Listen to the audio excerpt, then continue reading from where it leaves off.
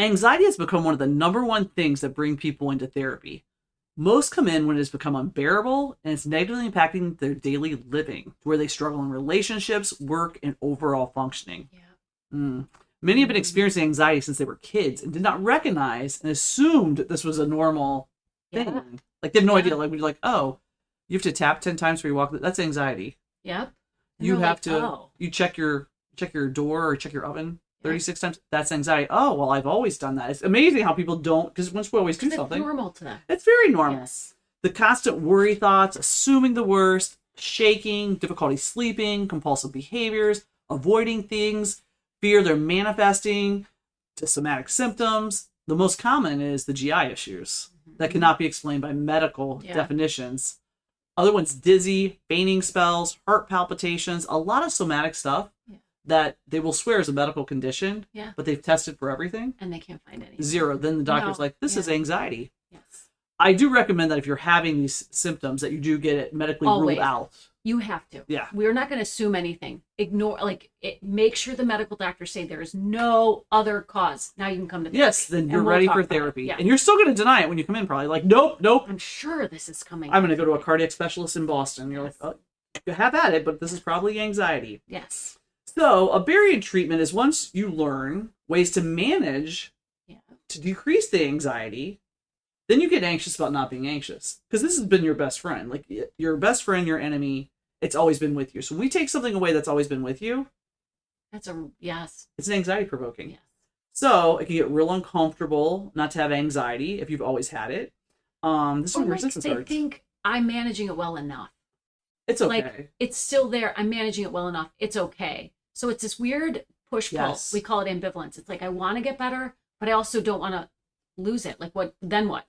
I'm uncomfortable then. Yeah. It's uncomfortable not having my anxiety. It's been with me my entire life. Yes. What if I'll lose my edge? Yeah. Oh, yeah. I'll lose my edge. I won't get promotions anymore. Yeah. I won't, if you're an athlete, I won't be as good anymore. Yes. I need that edge. Yes.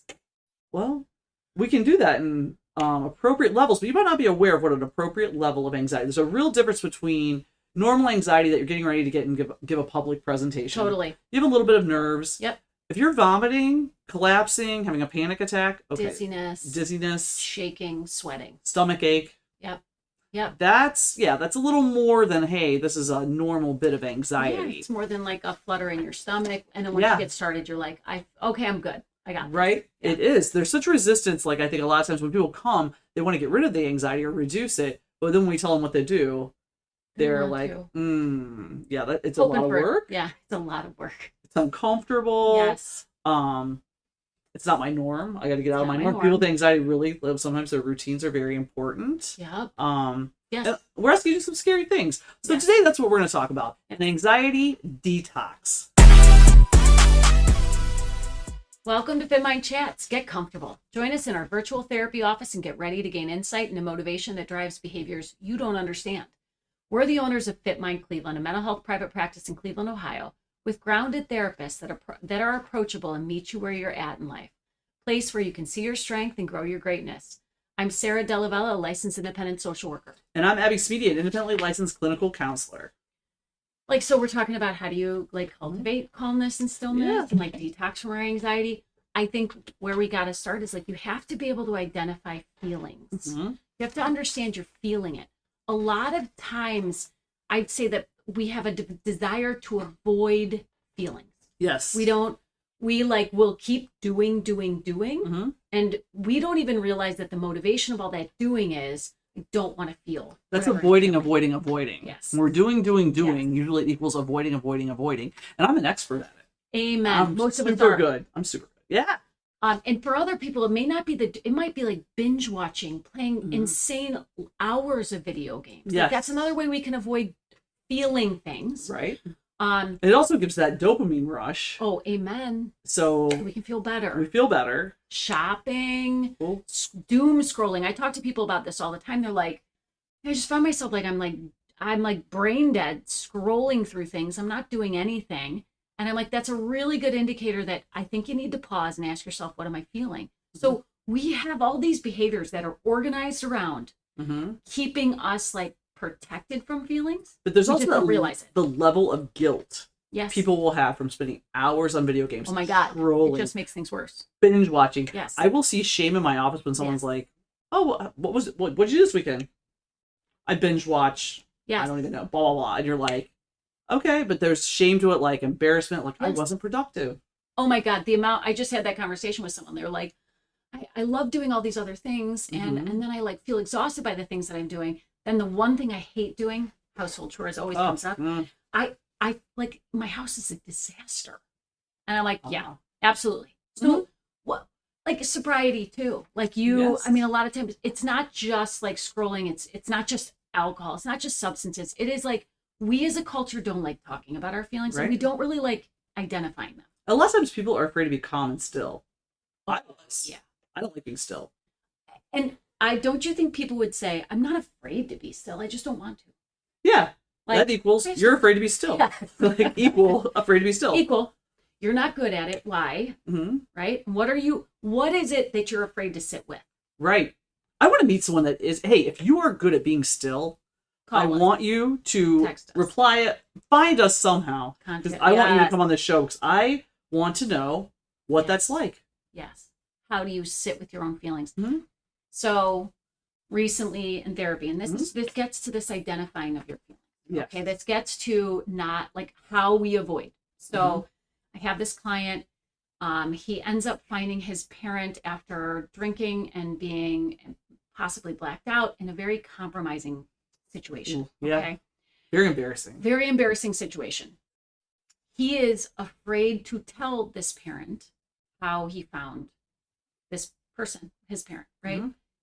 And I'm trying to talk to them about like what are you afraid? Now, as we dig a little bit more, we find out this is years in the making. Hiding alcohol, bizarre behavior around alcohol, other incidents where things like went out of control kind of quickly. Right. And maybe a discussion about it, but then not. Right. So now we're talking about this big major event happens and he's holding on to how it made him feel. And the parent, right, wouldn't it be natural to say, okay, so here's an example of identify how you're feeling. I feel awful about this. I'm scared. I'm scared about what this means for my parent. I am so scared to like confront. We're talking about adults here, guys. So you know.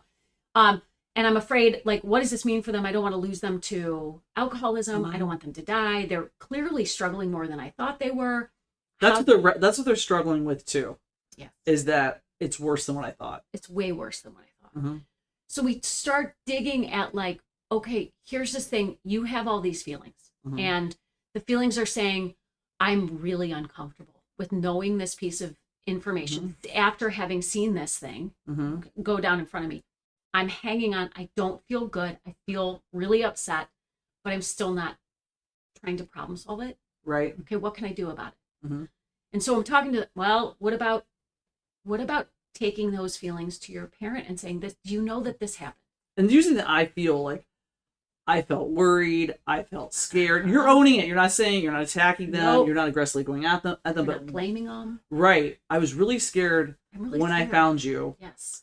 And it makes me worry. Yep. And I'm very concerned. I'm so concerned. This is how I feel. These are just my feelings. Yes. But that's a hard thing. That's an anxiety detox because you're expressing your feelings. That's it. And his response was, I don't want my parent to feel embarrassed. I was like, okay. So their feelings are more important than yours. Yes. Why is that? And then also it's like this, I think this is another thing that we all kind of believe is negative. We shouldn't have negative feelings and we don't want to cause them in other people. Right. Like, so I sat there and I said to him, our feelings are there to inform us. So if you feel embarrassed about something, you could listen to it. That's a really hard feeling. Embarrassed is a real hard feeling. Humiliation, shame. Like that your parent might feel shame. Like, I cannot believe it. They probably are struggling under the weight of this, like this drive, this craving for alcohol, this use of alcohol, that inability to control it. And then they black out. They don't know what they did. And they are embarrassed. They're probably already feeling a level of embarrassment and shame. But also like, oh, I got away with it. You know, no one said anything. Oh, thank God. No one Maybe said I didn't anything. do anything bad. No one said anything. Yes. But they still carry it. That's the thing about it. It's like, Mm-hmm. so I think to really hammer home, like, how do we detox from this? We do have to admit, like, we can problem solve our feelings. Mm-hmm. How are you feeling? So you have to pay attention to them to be able to do that. You have to sit with them. You have to sit with them. Be like, what is it that I'm feeling? Well, I'm really reacting to this. Yep. What's triggering that reaction? It's usually a feeling. Usually. That triggers a thought. Absolutely. And like, so if you look at it and you go, I feel powerless, I feel helpless, I feel so scared. Mm-hmm. Like, what's going to happen to this person? But then you say, I'm not going to do anything about it. That is a choice. Mm-hmm. We talk about that in therapy all Choice. the time. Yeah. You don't have to do anything with this, But you have to be okay with how that negatively impacts you. but it will have an impact. Mm-hmm. You could choose to problem solve it. You could share it with this person. I'm worried about you. Mm-hmm. This happened and I found you this way, and now I'm really worried about Mm-hmm. you. You do have to be okay with the distress you feel when that person expresses their embarrassment, shame, Mm-hmm. anger. I don't know what, you never know how a person's going to react. They could react with anger because they're Mhm. so ashamed and so embarrassed. Yes. Anger's super easy. Yep. Sadness is super easy. Maybe tears. Tears. Oh my God. You know, Yes. I don't know what I was thinking. Yes. I was on medication. Yes. All the things that the All those excuses. things. But like, it's not so much about how they react to you. It's you you. reacting to them and saying, this is how, it's all I feel like. Not you Yes. made me feel. No, I felt I worried. felt. I felt scared. I felt ashamed. I felt embarrassed. And I feel powerless. I don't know how to help you. Yeah. If you're really struggling, I really don't know what to do, but And that really scares me. and I'm scared. Yeah. I'm just scared. That is it. You have just problem solved the feeling. Mhm. It does not mean that the person's going to change anything, Nope. but you then have released it out of you, Mm-hmm. and now you don't feel as bad. It's out there. Because like, if this person does something like this again, Mm-hmm. wow, I felt really scared again. Yes. And like, it's out there. So that's almost like the anxiety detox too. And a lot of times, like, we don't detox from our anxiety because we're just scared of the feeling and being uncomfortable and Yeah. doing it. But once you do it, you'll feel better. You do. And I also feel there's family dynamics to this too. Like, my oldest would have no issue doing this. Like, be like straight up. My youngest would be so worried Yes. and so concerned. I'm gonna hurt their feelings. I'm gonna hurt Yes. their feelings. Yes. Like, if she's playing with her friends, if I'm sitting alone at the pool, Yes. I feel bad you're sitting alone. I'll come sit with you. No, please don't. I want to read my book. Yeah. My AirPods are in. I'm doing it real. Yes. I'm really trying real hard not to have anyone around me. But like, it all Mhm. depends. And like, I'm more worried about her because Because she takes responsibility for your yes, and it's like, she no, wants she wants to solve it fix. for I you. want to fix it. I want to fix it. Yes. You can't fix other people's feelings. Right. But you can fix yours. And that is our responsibility. Mhm. Like, if we really want to try to like detox from all this, whatever the feeling is, anxiety, Yes. you've got to be willing to pause, reflect, sit with it, Mhm. and then ask yourself, can it be problem solved? Sometimes it can't. Let's say there are certain Right. Yeah. things. There's certain things that can't. And if it can't, can I look at it differently? Mhm. And if you can't find a way to look at it differently, Radical acceptance. can I just, yes, because that is a choice. We can't change. Like, I tell Can't people all the change time, like, if you can't change it, Yes. we should radically accept it because Yes. like, I feel like a lot of times we're climbing up that mountain and there's no end. No. We have to radically accept that this person I'm just using your example. Yes. This person has an issue with alcohol. Yeah. And They may not I change. can't control them. No. I can be supportive. I can cut them out of my lives. Yes. These are things I can do. These are what I can control. You can't control other people. You cannot. And radical acceptance helps you not hang on to these irrational or Mhm. cognitive like distortions and thoughts of like, Mhm. well, if I do this, maybe that will happen. Or if I don't do this, then this could happen. They could die. No, you have to Mhm. accept I have no control over Yes. this person and they could still die. Yeah. And I have to accept that that's a part of this process. And what I can do is share with them how I feel, Right. let them know I love them. Mhm. And then I get to free myself from that, like Yes. that responsibility I somehow feel. Yes. It's an odd thing to be so responsible for how someone feels and also feel totally powerless at the same time. yes. Right. Like, and then you're like struggling with this, like, I feel so responsible for how you might feel, but I'm also terrified of like you dying. Right. And now I feel caught in this catch-22. I don't win. Yes. And so we talk about that all the time. Like, We absolutely. And it's like that radical acceptance. And like, I think people are so scared they're going to have this guilt when that person passes or if something bad happens with this person. Yes. It was their choice. Mm-hmm. And like, Yes. we all have free choice. Yes, Free will. We do. So like sitting back, I mean, it sounds like such a harsh, like, I know it was their choice. But I say it all the time, like, that is their choice. We have free will. Yes. And with free will comes allowing people to make these mistakes and understand I can't control it. I also think take a step back if you're a fixer, just like the dynamic I described with my two. Yes. One that's not a fixer, one that's a fixer. If you're a fixer, we really got to step back and look and be like, hey, yep. I can tell you how I feel, but I can't fix the situation. Nope. And you may tell the person, like, I feel really sad you're sitting alone right now. And they're like, yeah, I'm cool. Yes. I love this time. Yes. It's the only time someone doesn't interrupt me. Yes.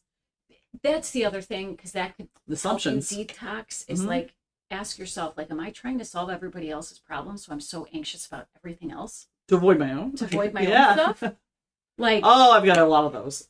A lot. This is a mom trait. Yeah, I know. I feel like it's a mom. It could be a dad trait too. I don't want to be gender biased, but I have a couple moms. Well, I have more than a couple that are so busy fixing everyone around them that they're not dealing with their own shit. But they're coming to therapy, so I'm like, we want to get there. But if you jump in too early with them, they scurry. Oh, I made that mistake. Oh, I've made that mistake a million times. I got fired recently because of that. I was like, I guess if you're always focused on everybody else and their problems, you don't really have to look at your own. That did not land well with this person. It was like the first time I met them. Oh. And so they fired me. And I was like, not that I don't stand by what I'm saying. Yeah.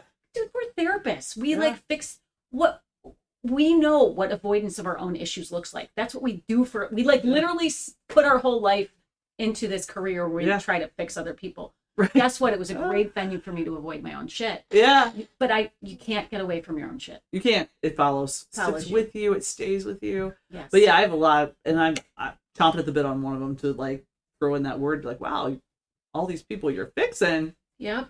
You avoid doing your own work. Yep.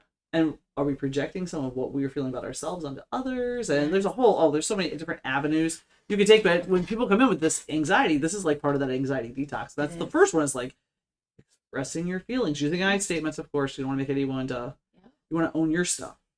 Because it's telling you something, that anxiety that's tapping you on the shoulder going, oh my God, I don't feel good about this.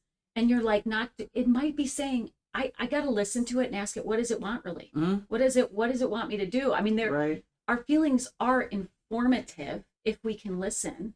Right. And so some of it might be, okay, if I listen hard enough, maybe I just need to share my feelings. Maybe that will make me feel better. Mm-hmm.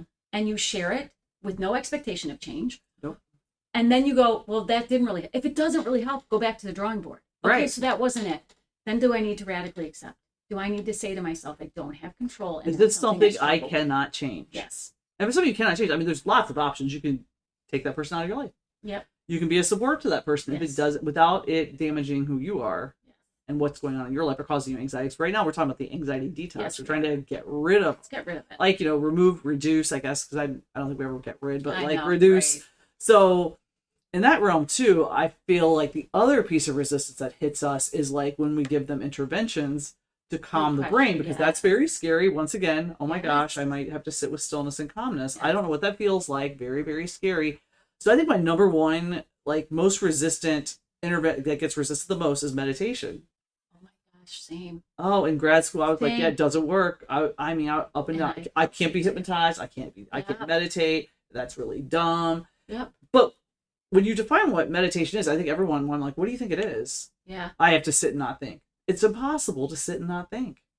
It's impossible. Yes. It's just observing. When you are sitting there, all you're doing is taking, like, you can start with 3 minutes, 5 minutes. There's guided. 1 minute. There's no guided. Yeah. And just sit there and be like, I'm just going to sit here for 1 minute. When I have a thought, I'm going to observe that I have a thought. Yep. And I'm going to go back in. Maybe you say a mantra. Maybe you say, and people are very uncomfortable. They think it's real hokey and weird. Yes. But it's just that it's like a small reset. It is a small reset. Yeah, I mean, I always think if you're reluctant to try it, make it a really small period of time. Yeah. Like, don't commit to 10 minutes. I think it's great if someone can meditate for 10 minutes. And I've heard people say it took them years to get up to 10 minutes. Oh, yeah. Like years of practicing it. Oh, yeah. I did the transcendental meditation training during COVID. to learn, and that's 20 minutes, I think, if I'm correct. And like it's you repeat a mantra kind of thing. So like I would do it, and I did it daily. It didn't fit my schedule because you're supposed to do it like in the middle of the day, in the morning, twice. Yeah, it just doesn't fit with my schedule. But like just learning there and going to the word, and like, oh, observe a thought, observe. It was so uncomfortable. Yes. Because I was like 20 minutes. Oh my god. Oh, I had my eyes closed. 19. Oh, it's been 2 minutes. So yeah. So it's scary. So you start off small. Yes. And try it. Like, but if you're like, it's like kind of like in yoga too, or any kind of workout. If you're avoiding doing a certain pose or a certain exercise, you should do that every day. Yeah. Because then you learn to accept, lean into it. Yeah. So if you're worried about meditation, I mean, there's so much research out there. It works. Hugely. Breathing and meditation are I was the most resistant. The top 2 interventions. Yeah. Because when you're deep breathing, your parasympathetic nervous system can't be excited. It can't. You cannot be in a sympathetic nervous system response when you're in a deep breath state. And people, no, it doesn't work. Doesn't work. You're not doing it long enough. When you come out of it and you're still like, you have to go back into it. Yeah, you have to do it until you can take that deep breath, hold it. For some people, like I like to hold my breath because it does seem to help me then exhale longer, and then I get deeper breaths in. It induces panic with me. I know, and some people it's the opposite. Is that crazy? That's crazy. Yeah. But and also through meditation, it also allows you to clear your brain and to start listening to yourself differently. Yeah. Again, when there's quiet, you can listen to yourself. Right. If you're busy all the time, you don't really listen to yourself. Right. So many people, just including myself, we're busy. Yeah. Like you stop hearing yourself. For me, journaling does it too, and I know people hate when I say that to them. But I hate journaling, but like, yes, people love it. I love it. I like taking a moment where I'm like, I'm so restless. I just need to like, what the heck's going on in my brain? Right. Because something's going on. Right. I can't settle. But yeah, like what's happening? I definitely agree with that. Like I should have a journal beside my bed. I've tried it and I've never been good at it. It's like that deep breathing and meditation. I'm resisting it. Why am I resisting it? Yes. Yes. If you don't want to do it, you're like, oh, that's hokey. You should be doing it every day just to get yourself that exposure, kind of working through. So, I mean, if you truly want to do an anxiety detox, I mean, getting a YouTube video of yoga, like mind, and that's just movement and body. So that might where you start. A mindful meditation where you're kind of moving, but you're flowing. And when yoga's great, because when you fall out of a pose, it's usually because you got a thought in your head. Real good indicator. Yep. Meditation is 1 billion guided meditations on YouTube. They're free. Yeah. Free. Completely free. There's like guided. minute. Oh yeah. Like you can do 1 minute. Oh, I have a 5-minute like reset your day. Yeah. Like I'm like, oh my god, I can't get through another session right now. Yeah. You just have to. I'll do the 5-minute one. It's guided, but like I mean, I like guided. Yeah. That helps me. For me, it can be pairing like breath with cat cow. Like in between sessions, I'll like because like you inhale, you exhale, and it's just like a rhythmic, like pairing your breathing with like a rhythmic, very gentle movement. For me, really gets me back in my body and really calms again my nervous system down because I'm now starting to breathe differently. Right. I'm moving my body differently. Well, I think a barrier too with like getting the anxiety detox is most of us were raised that our generation, like it's getting lesser with the current generations, is you have to be productive. Yes. Every second of every day has to be productive. So people get real anxious when they're not productive and they just need to chill out. And this comes from my burned out people. Yes. People are like, they tell you all like, I've lost motivation. Yes. I'm not as productive. I can't focus. I'm irritable all the time. I'm agitated. I hate my life. I wake up every morning dreading it. Yes. Oh, sounds like burnout. I'm not burnout. Yeah. That's what I'm like. Oh, that's actually what you don't know what burnout is. That's what burnout looks like. I do too. Like right before vacation, I'm going on vacation in 2 weeks. Yeah. I'm starting to get I need to do this. Yes. I'm not as focused. Yes. I'm not about condition that I always need to convince myself I'm burned out around vacation. But usually it's like every 3 or 4 months. I would agree with you. I think that's one of the we sort of minimize what we're feeling. Mm-hmm. We have the tendency to do that. Like, I guess I don't really feel motivation to do anything really, but that's not a big deal. That's just something I always deal with. We always minimize. Well, you don't actually have to be like that. Oh, you can feel better. You could feel better. And maybe we could do some meditating. Maybe we could do some breath work. Maybe you can do some journaling. Yeah, yoga before bed. Yeah. These are things our goal. I've asked people to like pencil in 20 minutes where they're not doing something. I'm too busy to do yoga. No, like before bed I sleep better. Mm-hmm. I know this. guided imagery. I love guided imagery. I can do it in my head now. Like I have a Yes. guided imagery I do in a yoga, like my yoga for athletes. Yeah. I can do that. I do that when I wake up in the middle of the night. It works. These things really do help or calm your nervous system. They do. But people are real resistant to kind of going into that. And I feel like it's because they're afraid of not being productive, being perceived as lazy, being perceived as someone that's flaky. Yes. Someone that doesn't have an edge. Because somewhere along the line we got really programmed to be like, oh, I'm the busiest person. Yep. I am the most productive person. Yes. And usually the busiest, most productive, like I love that, multitasking, it doesn't work. Nope. Doesn't work. No, and your nervous system doesn't get any chance to like settle. And we have to create that. We have to focus on that more often than not. We are often like in a state of sympathetic nervous system. We may not even realize it. Your heart's beating fast. Your breath is in your chest. That's not good for your body over time. No, it's not. You end up then, a lot of people are exhausted, but they can't sleep. Right. Like they are so exhausted and yet their brain can't shut off. Like we've got to listen to our bodies, to what it's saying to us, and then work through like, okay, what will work for you? If journaling helps, great. If meditation before bed helps you, or guided imagery helps, just try it. Yeah. What There's is no the help. harm There's in trying it? It's not going to hurt you. It might help you. And if you don't like it the first time, commit to doing it for 30 days. I agree. Like 20, 30 days. Like just come in and be like, no, I'm going to do this for 30 days. I'm going to try meditation for 30 days. I'm going to try guided imagery for 30 days. Yeah. Not all at the same time. Yes. No. And if you skip a day, that's okay. Go back the next day. Just be like, Yeah. I forgot to do it yesterday. Okay, I'm going to try to remind myself to do it tonight. Yeah. Okay, I'm going to do it tonight. Like, Yeah. it's not, people's all or nothing thinking is like, well, I forgot, so what's the point? No. Do it as many times as you can in that 30 Exactly. days. Yeah. Just try it. See what you think and try a different version of it. Maybe the one guided meditation that you listened to didn't sit well with you, or like you didn't like the tone of voice. Try another one. Absolutely. Just try something different. These are all ways to kind of detox with anxiety, and they're the ones that get probably the most resistance because it's like they're hard. Yes. It's hard to do. You're going outside your comfort zone. You're doing something new. People get embarrassed if they get caught meditating. Like, you just gotta, you can go anywhere you like. It's sit in your car. Put your phone away. Like if you huge. find yourself scrolling, maybe put it away and just take 10 very deep breaths.